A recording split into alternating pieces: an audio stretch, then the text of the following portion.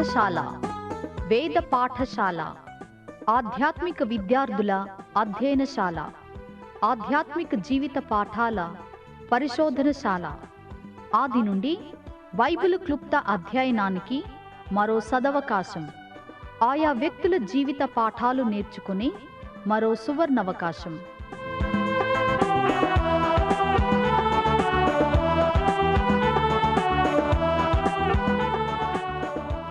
వినండి వేద పాఠశాల నూతన వర్తమానాలు.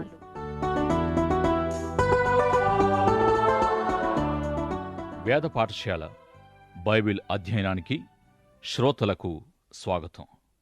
దావీదు కుమారుడును ఇశ్రాయేలు రాజునైన సొలొమోను సామెతలు అని ప్రారంభించబడిన సామెతల గ్రంథంలోని మొదటి అధ్యాయము మొదటి వచనము నుండి 7 వచనాల వరకు మనం చదువుకుందాం. జ్ఞానమును ఉపదేశమును అభ్యసించుటకును, వివేక సల్లాపములను గ్రహించుటకును, నీతి న్యాయ యథార్థతలను అనుసరించుటయందు బుద్ధి కుశలత ఇచ్చు ఉపదేశమునందుటకును, జ్ఞానము లేనివారికి బుద్ధి కలిగించుటకును, యవనులకు తెలివియు వివేచనయు పుట్టించుటకును తగిన సామెతలు. జ్ఞానము గలవాడు విని పాండిత్యము వృద్ధి చేసుకొనును, వివేకము గలవాడు ఆలకించి నీతి సూత్రములను సంపాదించుకొనును.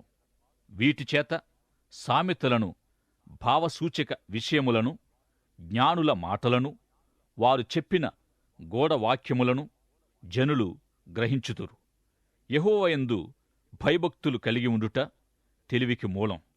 నేటి మన పరిశోధన అతి గొప్ప గ్రంథములోని ఒక గొప్ప అంశాన్ని గూర్చినదై ఉంది. కావ్య భాగము అనబడిన యోబు, కీర్తనలు, సామెతలు, ప్రసంగి మరియు పరమగీతము అనబడిన 5 పుస్తకాల్లో 3వది సామెతల గ్రంథం. శ్రమపడుచున్న దేవుని బిడ్డల హృదయాన్ని యోబు గ్రంథం సందర్శిస్తూ లేక సంబోధిస్తూ ఉంది. దేవుణ్ణి ఆరాధించే అంతరంగాలతో కీర్తన గ్రంథం మాట్లాడుతుంది. ఇక సొలొమోను రచించిన 3 గ్రంథాలు దేవుని ప్రజల హృదయ అంతరంగాల పైనే వాటి ఏకాగ్రత నిలిపి ఉంచుతూ ఉన్నాయి.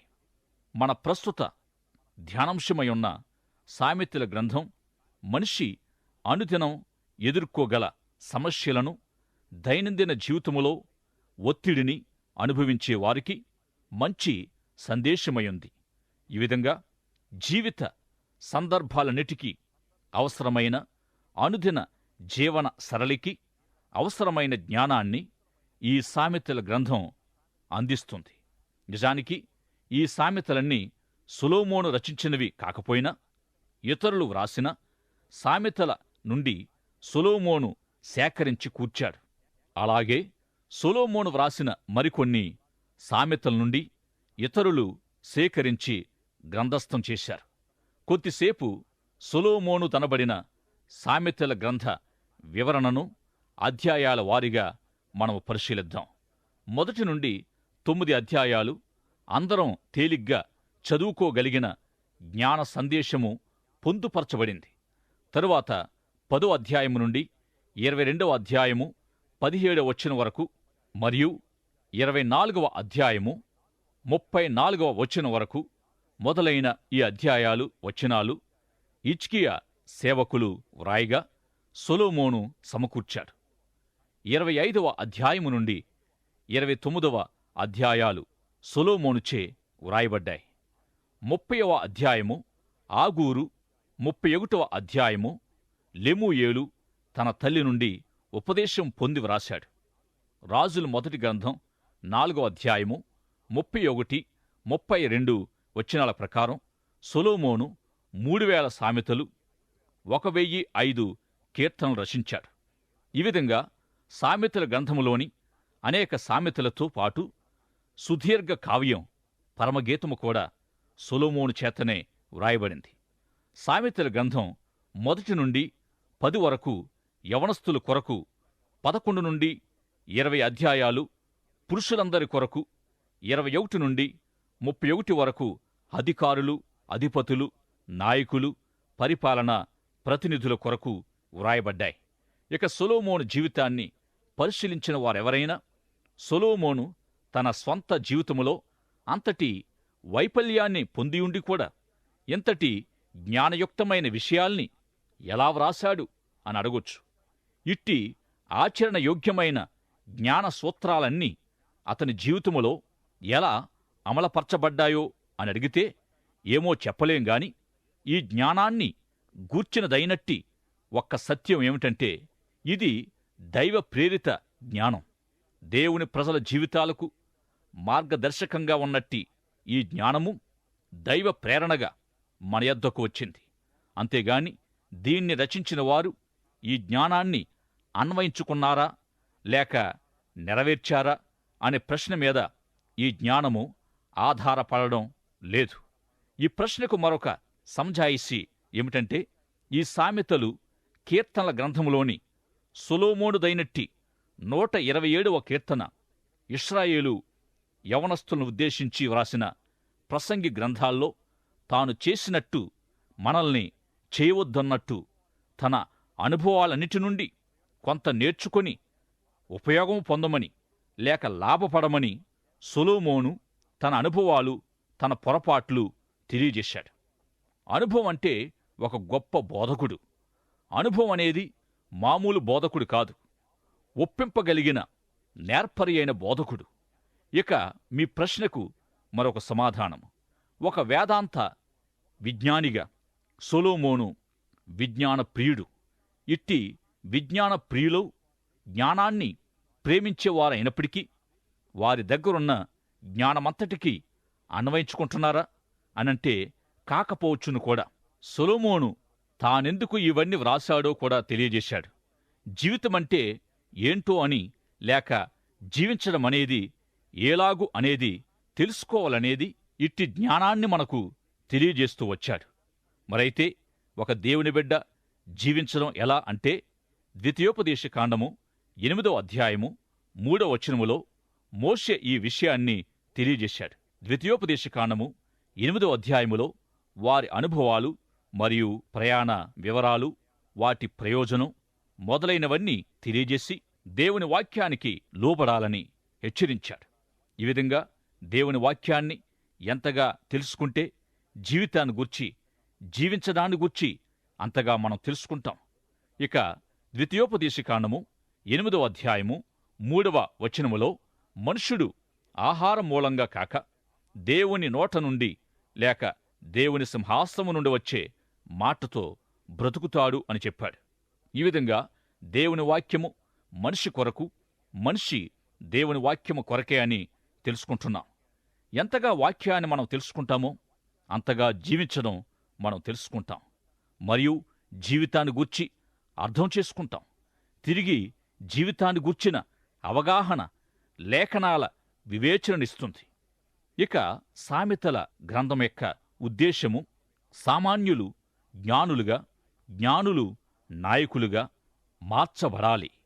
దీనిని నెలవారీ క్యాలెండర్లా 31 రోజులు ఒక్కొక్కటి చొప్పున రోజుకొకటి యవనస్తులు చదివితే చాలా మంచిది. ఈ సామెతల్లోని అన్నిటినీ మన ప్రసారాల్లో ధ్యానించలేం గనుక కొన్నిటినైనా జ్ఞాపకం చేసుకోవాలని అనుకుంటున్నాను. కీర్తన గ్రంథములోని కొన్ని కీర్తనల్ని మాత్రమే జ్ఞాపకం చేసుకున్నట్లు కొన్ని సామెతల్ని జ్ఞాపకం చేసుకుందాం. ఆధ్యాత్మిక ప్రేరణ కొరకే ఈ వ్యాయామం మనం చేస్తున్నాం.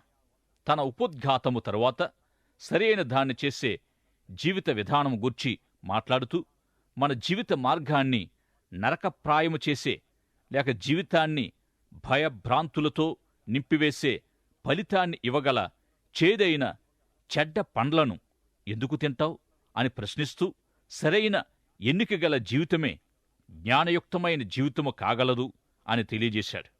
ఆయన తన స్వంత వైఫల్యం అనుభవం నుండియే ఇట్టి విషయాలు సొలొమోను తెలియజేస్తున్నాడు. ఇదే విషయం మనము తరచూ వింటూ ఉన్నాం. పర్యవసానాలు లేక ఫలితాల విందు అనబడే వైఫల్యపు ఫలితాల నుండి కలిగే జ్ఞానము కూడా మనకు ఎంతో అవసరమయ్యుంది. కొన్నిసార్లు మన ఎంపిక మేరకు ప్రాప్తించిన నరకప్రాయమైన మార్గాల ద్వారా లభించిన జ్ఞానము మరెంతో విలువైనది కాగలదు. కొన్నిసార్లు తల్లిదండ్రులైన వారు పిల్లల జీవితాలకు అడ్డం పడి వారికి సంభవించే వాటిని జరగకుండా ప్రయత్నిస్తారు. అయితే అలా ఏదైనా ఆపగలరా? లేదు. ప్రతి ఒక్కరూ ఫలితాల విందు ఆరగించవలసిందే. అయితే మనము సరైన నిర్ణయాలను తీసుకుని సరైన వాటిని చేసినప్పుడే సరైన ఫలితాలొస్తాయి. మనకెదురు కాగల సంభవాలన్నిటినీ ముందుగానే ఎరిగిన ప్రేమగల దేవుడు మనము సరైన వాటినే చేయడానికి మనలను ఎప్పుడూ నడిపిస్తూ ఉంటాడు. దేవుడు మనలను ఎప్పుడైనా గద్దించి ఏదైనా వద్దు అని హెచ్చరిస్తూ ఉన్నప్పుడు మనలను బాధించడానికి కాక మన ఎడల కలిగి ఉన్న ప్రేమను బట్టి మనలను ఆ విధంగా దేవుడు హెచ్చరిస్తున్నాడని మనం అర్థం చేసుకోవాలి. చేదైన చెడ్డ అనుభవాల నుండి దేవుడు మనలను తప్పించగోరినప్పుడు మనలను తప్పక హెచ్చరిస్తాడు. సరైన దాన్ని చేసే జీవితమే జ్ఞానయుక్తమైన జీవితం. సామెతలు 5వ అధ్యాయము 15వ వచనం నుండి 19వ వచనం వరకు సహజంగా యవనస్తులు ఎదుర్కోగల అనేక శోధనలను గూర్చిన హెచ్చరికలు వ్రాయబడ్డాయి. ముఖ్యంగా ఇవి చెడు స్త్రీలను గూర్చినవైనట్టి హెచ్చరికలు. చెడు స్త్రీలు ఉన్నట్టే లోకములో చెడ్డ పురుషులు కూడా ఉన్నారు. గనుక పురుషులు చెడు స్త్రీలను బట్టి, స్త్రీలు చెడ్డ పురుషులను బట్టి జాగ్రత్త పడవలసిన వారై ఉన్నారు. అయితే సామెతల గ్రంథం ప్రత్యేకంగా యవన పురుషులను సంబోధిస్తూ ఉంది. ఈ భాగం వ్యభిచార శోధనను గూర్చి మాట్లాడుతూ దీనికి గొప్ప పరిష్కారము మంచి వైవాహిక జీవితమే అని తెలియజేస్తుంది. 5వ అధ్యాయము 15 నుండి 19 వచనాల్లో ఎల్లవేళలా నీ భార్య ప్రేమకు నీవు బద్ధుడివై ఉండాలని హెచ్చరించబడుతున్నాం. ఈ విధంగా వివాహితులైన పురుషులు లోకములో అటూ ఇటూ సంచరిస్తూ ఉన్నప్పుడు ఇట్టి శోధనలచే ముట్టడించబడే ప్రమాదము ఎంతగానో ఉన్నప్పటికీ మీ శరీర కోరికలు లేక లైంగిక అవసరతలు అప్పటికే తీర్చబడ్డాయని మీకు దేవుని వాక్యమే జ్ఞాపకం చేస్తూ ఉంది. ఇంకా ఈ సామెతల గ్రంథం గృహస్థ జీవితము, వివాహము, పిల్లలతోటి తల్లిదండ్రుల సంబంధం, తల్లిదండ్రులతోటి పిల్లల సంబంధాలు, డబ్బు, స్త్రీలు మొదలైన ముఖ్య విషయాలను గూర్చి మాట్లాడుతూ ఉంది. వ్యక్తిగత క్రమశిక్షణ మరియు పిల్లల క్రమశిక్షణను గూర్చి ఎన్నో విషయాలను సామెతల గ్రంథం తెలియజేస్తూ ఉంది. వ్యక్తిగత క్రమశిక్షణను గూర్చి బహు స్వల్పమైన గొప్ప సత్యం మన ముందు ఉంచబడింది. అదేమంటే సోమరికి చీమల సందేశం. వాటికి ఒక నాయకుడు లేడు, అయినా ఆహారము సిద్ధపరచుకోవడంలో ఉదయాన్నే పని మొదలు పెడతాయి. మనము చిన్నపిల్లలుగా ఉన్నంతసేపు ఉపాధ్యాయులు, తల్లిదండ్రులు వెంట ఉంటారు. పాఠశాల స్థాయిలో కొంతవరకు మనల్ని మనమే నడిపించుకోవాలి. ఇక కళాశాల, విశ్వవిద్యాలయ స్థాయిలో పూర్తిగా నీకు నీవే సారథ్యం వహించుకోగలగాలి. ఇదే సామెతల 6వ అధ్యాయం యొక్క సారాంశం. మన ఆత్మీయ మానసిక దప్పికను తీర్చగల ప్రాముఖ్యమైన సామెతలను కనుగొనడానికి సిద్ధపడవలసిందిగా కోరుతున్నాను. సామెతలు 11వ అధ్యాయము 24, 25 వచనాలు గమనించండి. వెదజల్లి అభివృద్ధి పొందువారు కలరు, తగిన దానికన్నా తక్కువ ఇచ్చి లేమికి వచ్చువారు కలరు. ఔదార్యము గలవారు పుష్టి నొందుదురు, నీళ్లు పోయేవారికి నీళ్లు పోయబడును. యేసు ప్రభు తన బోధలోని లూకాసువార్త 9వ అధ్యాయం 24వ వచనములో తన ప్రాణమును రక్షించుకొన గోరువాడు దానిని పోగొట్టుకొనును, నా నిమిత్తమై తన ప్రాణమును పోగొట్టుకునివాడు దానిని రక్షించుకొనునని పోగొట్టుకొనడములో కూడా ఉండగల భాగ్యాన్ని గూర్చి లేక సంపాదించుకోగల దాని గూర్చి యేసుప్రభువారు చెప్పారు. సామెతల 11, 24, 25 వచనాలు యేసుప్రభు చెప్పిన ఈ మాటకు సరిపోతున్నాయని విశ్వసించాలి. ఏ విధంగా అంటే నిజంగా తమ జీవితాల ఎడల ప్రేమ కలిగి ఉండేవారు వారి జీవితాలను దేవుని కొరకు, మనుషుల కొరకు పానార్పణంగా ధారపోస్తారు. ఆ విధంగా ధారపోసిన తమ జీవితాలను లేక వారేమైతే ధారపోశారో వాటిని తిరిగి పొందుతారు. ఇక వెదజల్లి అభివృద్ధి పొందడం అనేది ఈ లెక్కల్లోనికే వస్తుంది. ఈ సత్యం సంఘాలకు, అంటే విశ్వాసుల సమూహాలకు వర్తిస్తుంది. వ్యక్తిగత జీవితాలకు ఎంతగానో ఆచరణ యోగ్యమై ఉంది. సంఘాలకు సహాయకరంగా ఉండే విశ్వాసులే సంఘ సవార్థీకరణ దర్శనాన్ని నెరవేరుస్తారు. ఇట్టి దర్శనం గల సంఘాలు ఎంతో ఆశీర్వాదకరమైనవి. ఈ సంఘాలు లోకములో ఎందరికో నీళ్లు పోస్తాయి. ఈ విధంగా వాటికి కూడా నీళ్లు పోయబడతాయి. ఇదే సత్యాన్ని విశ్వాసి కూడా వ్యక్తిగతంగా అన్వయించుకోవలసి ఉంది. ఈ గ్రంథములోని ఆయా ముఖ్యమైన సామెతల నుండి మనమెన్నో అంశాలను నేర్చుకుంటూ ఉండగా, ఈ గ్రంథమంతటినీ ధ్యానపూర్వకంగా అధ్యయనం చేసి మిగిలిన సామెతల అంశాల్ని, వాటి వివరణలను నేర్చుకోవడానికి ప్రేరణ పొందగలరని ప్రార్థిస్తున్నాను. మరి యొక్క ముఖ్యమైన సామెత, భక్తిహీనుడు లేక దుష్టుడు మానక నేరారోపణ చేస్తూ ఉంటాడు. దేవుని యందు భయభక్తులు గలవాడు చాడీలు, కొండెములు, చాటుమాటు, గుసగుసలు మాట్లాడాడు. కాని ఇక్కడొక గమనిక, కొంతమంది క్రూరులు, దుర్మార్గ ప్రవృత్తి గలవారు, అసహ్యకరమైన లక్షణాలు గలవారిని గూర్చి క్రైస్తవుడు మంచి మంచి నివేదికలు సమర్పించాలనడం న్యాయమా? మనము కూడా వాస్తవములో ఉండొచ్చు. అలాగే మనము ఒకరిని గూర్చి తక్కువగాను, మనల్ని గూర్చి గొప్పగాను మాట్లాడుకోవలసిన పని లేదు. కలత చెందిన లేక తొందరగల హృదయాలు భారభరితమై ఉంటాయి.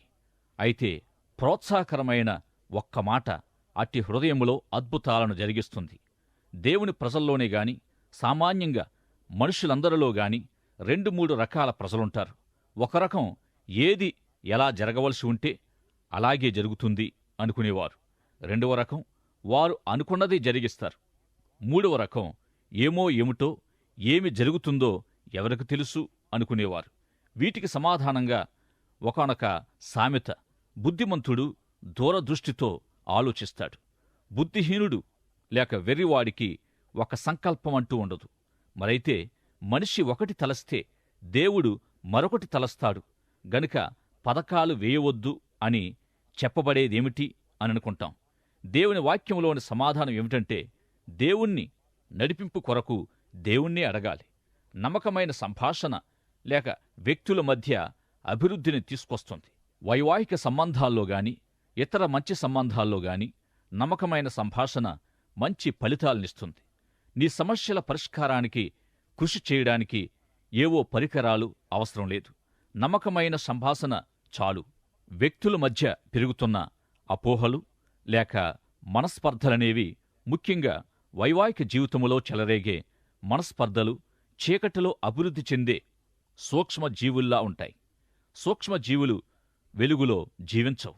అయితే మంచి సంభాషణ అనే వెలుగును వాటిపై ప్రసరింపచేసినప్పుడు అవిక జీవించలేవు. లేకపోతే అవి వృద్ధి చెంది నీవు ఏమి చేయలేనంతగా విస్తరించిపోతాయి. యవనస్తుల జీవితాన్ని ఉద్దేశించి సామెతల గ్రంథం వ్రాయబడిందని అనేక పండితుల అభిప్రాయమయ్యుంది. బాలుడిగా తల్లిదండ్రులతో జీవిస్తూ ఉండగానే సలహాలనిస్తూ ప్రారంభమైంది ఈ గ్రంథం. కొంచెం ఎదుగుతూ ఆటగాళ్ల సహవాసములో ఉన్నప్పుడు, తరువాత వైవాహిక లేక గృహస్థ జీవిత దశలో ఉండగా, తరువాత ఒక భర్తగా, తండ్రిగా కుటుంబ యాజమాన్యాన్ని నిర్వర్తిస్తూ ఉన్నప్పుడు, చివరగా అతని పిల్లల్ని క్రమపరిచే బాధ్యతను కూడా సామెతల గ్రంథం ఒక వ్యక్తిని హెచ్చరించి నడిపిస్తుంది. పిల్లల్ని క్రమపరచకపోవడం వారిని ప్రేమించకపోవడమే అని మనము గ్రహించాలి. ఇక తిండి విషయములో మంచి మంచి ఆలోచనలిస్తుంది ఈ సామెతల గ్రంథం. అసలు మనిషికి తిండి ఎందుకు అనంటే బ్రతకడానికి. అయితే సత్పురుషుడు ఎప్పుడూ కూడా బ్రతకడం కోసమే తింటాడు. మరొకడు తినడానికి లేక తినడం కోసమే బ్రతుకుతాడు. కడుపుకు అవసరమైన విధానములోనే తినాలి. అంతేకాని రుచిగా ఉందని జిహ్వ చాపల్యముతో లేక దురాశతో లేక మరేదో కారణముతో తినడం ఎంతకీ ముగించలేక ఎలా తింటూ వెళ్తే అప్పుడేం జరుగుతుందో మనకు తెలుసు. కొందరు ఉదయకాల అల్పాహారం మొదలు ఇదే ధ్యాస మీద ఉండొచ్చు. ఉదయము ఏదో కొద్దిగా తింటూ మధ్యాహ్న భోజనం గూర్చి, మధ్యాహ్నం భోంచేస్తూ రాత్రి ఆహారము గూర్చి ఆలోచిస్తూ ఉంటారు. అయితే తినకుండా ఎవరు బ్రతుకగలరు? మనమంతా తప్పక తినాలి. కాని తిండి మాత్రమే మన గురి కారాదు. హృదయ సంతుష్టితో తినాలని మరొక అనువాదము చెబుతుంది. అంటే మనకివ్వబడిన దానితో తృప్తి చెందుతూ తినాలి. పశువుల శాలలను ఖాళీగా ఉంచక వాటిని అభివృద్ధి పరుస్తూ, పరిశుభ్రపరుస్తూ ఆర్థిక లాభాన్ని అభివృద్ధి పరచమని మరొక సామెత చెబుతుంది. ఆయా విషయాల్లో వెనుక తీసేవాణ్ణి గూర్చి అట్టివాడు తన జీవితములో విసుగు చెందుతూ ఉంటాడని చెప్పబడుతుంది. ఇట్టివాడు అభివృద్ధి చెందడంలో వెనుకబడతాడు. అయితే నీతిమంతుడు నిత్యము అభివృద్ధి చెందుతూ ఉంటాడు. దేవుని యందు భయభక్తులు గలవాడు నిత్యము సంతోషము కలిగి ఉంటాడు. దేవుని యందు భయభక్తులు గలవారు జీవితంపై విసుగు చెందక జీవితములో అభివృద్ధి చెందుతారు. విశ్రాంతి, నెమ్మదితో కూడిన మనోదృక్పథం గలవారు తమ జీవితకాలము అభివృద్ధి చెందడం చూస్తారు. మన మనోదృక్పథంపై మనము జీవించే కాలము ఆధారపడి ఉంటుంది. ఇక ఆకలిని గురించి తెలుసుకుందాం. ఆకలి మంచి పౌరుల్ని ఉత్పత్తి చేస్తుంది. అయితే ఈ ఆకలి పరిష్కారము లేనంతటి సమస్యగా దేశములో ఉన్నప్పుడు క్రూరమైన తిరుగుబాటు సమూహాలను కూడా తయారు చేస్తుంది. కాని ఈ తలంపు ఎల్లవేళలా మనకు సరిపోదు. ఆకలి మనిషిని గూర్చి నిర్మాణాత్మకంగా తీర్చిదిద్దుతుంది. ఆకలిని ఎరిగి దానికి తగిన విధంగా స్పందించడం మంచిది. కొన్నిసార్లు తల్లిదండ్రులు మాత్రమే ఆకలిని, దాని సంబంధిత సమస్యలు అన్నిటినీ అనుభవించిన వారై పిల్లలకు అట్టి కష్టాలేవీ తెలియకుండా పెంచుతూ ఉండడంతో కొంతమంది పిల్లలకు ఆకలి యొక్క విలువ, ప్రయోజనము తెలియవు. ఇక కొద్ది మాటలను గూర్చి మనం తెలుసుకుందాం. కొద్దిగా మాట్లాడేవారు బుద్ధిమంతులుగా ఎంచబడతారు. ఒక బుద్ధిహీనుడు నోరు మూసుకుంటే కూడా వివేకి అని అనిపించుకోవచ్చు. మనము నోరు తెరిస్తే మన సందేహాల్ని తీర్చుకోవచ్చు. కాని నోటిని మూసుకుంటే బుద్ధిమంతులుగా ఎంచబడగలం. జ్ఞానవంతులు జ్ఞానమంతటికి అన్ని విషయాలకు తెరువుబడి ఉంటారు. ఎటొచ్చి దైవవాక్య విషయమై చెప్పలేం కాని ఇతర జ్ఞానమంతటికీ అర్థం చేసుకోగలుగుతూ జ్ఞానానికి అందుబాటులోనే ఉంటారు. 20వ అధ్యాయము 24వ వచనములో ఒకని నడతలు యెహోవా వశమని వ్రాయబడింది గనుక తన స్వంత మార్గాల్ని అతడు ఏ విధంగా అర్థం చేసుకోగలడు? నా తలంపులు మీ తలంపుల వంటివి కావు, మీ త్రోవలు నా త్రోవల వంటివి కావు. ఇదే యెహోవా వాక్కు. ఆకాశములు భూమికి పైన ఎంత ఎత్తుగా ఉన్నవో మీ మార్గముల కంటే నా మార్గములు అంత ఎత్తుగా ఉన్నవి. యెషయా గ్రంథములోని ఈ మాటలు సామెతలు 20-24 వచనాలకు పోలి ఉన్నాయి. మనము దేవుని మార్గాలు, దేవుని చిత్తము తెలుసుకోగోరినట్లయితే, ఆయన మార్గాల్ని, ఆయన చిత్తాన్ని అనుసరించగోరినట్టయితే, మనము వెళ్ళబోయే దారిని గూర్చి లేక మన మార్గాలను గూర్చి అంతగా ఆలోచించడం ఎందుకు? ఎందుకంటే దేవుడు మనం ఆలోచించినట్టు, మనము పనులు చేసినట్టు ఆయన చెయ్యడు. గనుక ఆయన మార్గాల్లో వెళ్ళగోరేవారు విశ్వాస మార్గాన్ని అనుసరించాలి. ఇక సోమరిని గూర్చి కొద్దిగా ఆలోచిద్దాం. సోమరి అనేక సాకులతో నిండి ఉంటాడు. నేను బయటికి వెళ్తే దారిలో సింహం ఎదురవుతుందేమో అంటాడు. ఈ విధమైన సాకులతో సోమరి చివరికేమి సాధిస్తాడు? నీతిమంతుడు 7 మారులు పడినా లేచునని మరొక సామెత. ఒకదాని వెంట ఒకటిగా సమస్యలు, కొరతలు కలిగినా దేవుని యందు భయభక్తులు గలవాడు లేవనెత్తబడతాడు. ఇక స్నేహితులు మరియు జీవిత భాగస్వామి యొక్క ఎంపికను గూర్చి సొలొమోను మాట్లాడాడు. మనము ఎలాంటి వాళ్ళమనేది మన స్నేహితులను బట్టి తెలుసుకోవచ్చు. దొంగకు దాస్యము చేసేవాడు తనకు ఎదురు కాగల సమస్యలు, పరిణామాలు తెలుసుకోగలడు. గనుక అతి త్వరగా అట్టి స్థితి నుండి తప్పించుకోవాలి. నీవేమిటో తెలుసుకోవాలనుకుంటే నీ సహచరుల వైపు చూడు. ఇక జీవిత భాగస్వాముల ఎంపిక ఎంతో ప్రాముఖ్యమైనది. 1000 ఊహలతో జీవితాన్ని ప్రారంభిస్తారు. కాని అక్కడ దొరికేవి 75 మాత్రమే. ఈ విధంగా ఎన్నో వివాహాలు భగ్నమవుతూ ఉన్నాయి. నైపుణ్యం కలిగిన ఒక తిరుగుబాటు స్వభావం గల పసివాడి కంటే ఎటువంటి నైపుణ్యం, శిక్షణ లేని ఒక నమ్మకస్తునితో పనిచేయడం తేలిక. నిర్వచనాత్మకమైన, జ్ఞాన సంపన్నమైన సామెతలు సామాన్యుల్ని జ్ఞానవంతులుగా, జ్ఞానుల్ని గొప్ప నాయకులుగా తీర్చిదిద్దుతుంది. జీవిత పరిస్థితులన్నిటికీ సరిపోతాయి. ప్రాణం, ఆత్మ, హృదయము ఈ మాటలు ఇంచుమించుగా 70 సార్లు ఈ గ్రంథములో వ్రాయబడ్డాయి. అనుదిన జీవితాలలో అమలుపరచడానికి అనుసరణీయమైన ఈ సామెతలు దేవుని ప్రజల ఆత్మ, ప్రాణ, హృదయాల్ని సంబోధిస్తూ మాట్లాడుతున్నాయి. మనుష్యుడు రొట్టె వలన మాత్రం కాక దేవుని నోట నుండి వచ్చే ప్రతి మాట వలన జీవిస్తాడని మోషే మాటల సారం ఈ గ్రంథం కూడా తెలియజేస్తుంది. నీ స్వబుద్ధిని ఆధారం చేసుకొనక నీ పూర్ణ హృదయముతో దేవుని యందు నమ్మకముంచమనేది ఎంతో ప్రాముఖ్యమైన సామెతయుంది. ఆమేన్.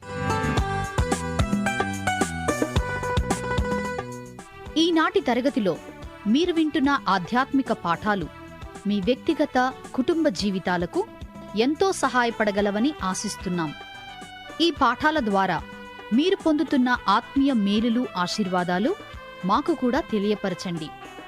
నేటి పాఠంలో మీకు ఏ విధమైన సందేహాలు, ఇంకా అర్థం కాని విషయాలున్నా వెంటనే మాకు వ్రాయండి. ఈ సందేశాలు మరింత సులభంగా అర్థం చేసుకోవడానికి సహాయకరంగా ఉండుటకు ఒక ఉచిత బైబిల్ గైడు మీకు పంపించగలం. మా చిరునామా: వేద పాఠశాల, విశ్వవాణి, తపాలా సంచి 4, సికింద్రాబాద్ 500017. మా ఇమెయిల్ అడ్రస్ telugu@radio882.com.